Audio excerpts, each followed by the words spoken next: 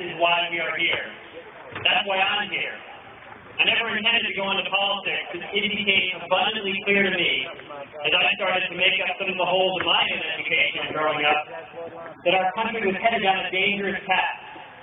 I ran against David Price in 2008, and in the process of running against Mr. Price, I gave out over 50,000 copies of our founding document, the Declaration of Independence and the United States Constitution. And that was followed by a very simple question. Washington has rules. Are we following them? Ladies and gentlemen, I will submit to you today that I cannot find a single person of any political persuasion who will agree that Washington is following rules. We understand that.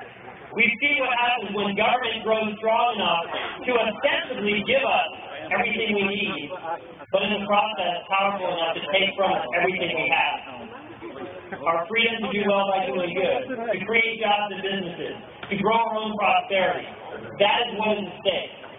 I was at a fundraiser in the mountains with Representative Virginia Foxx a couple of weeks ago, and she was getting it straight from her being up in Washington. She said, I've been there, folks. I've seen what happens. It's a winner-take-all game that they're playing. And we have folks up there in Washington today who have everything to gain by more and more consolidation of power.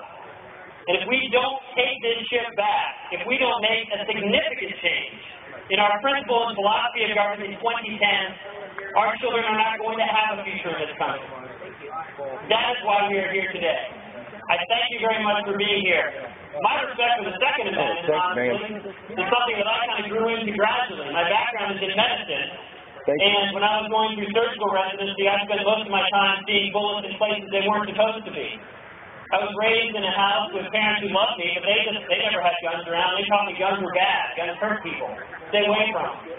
But it wasn't until the tragedy of Virginia Tech happened, which was close enough geographically and hit close to home through the friends that I knew, that I began to actually ask some questions and look at the data. And it is so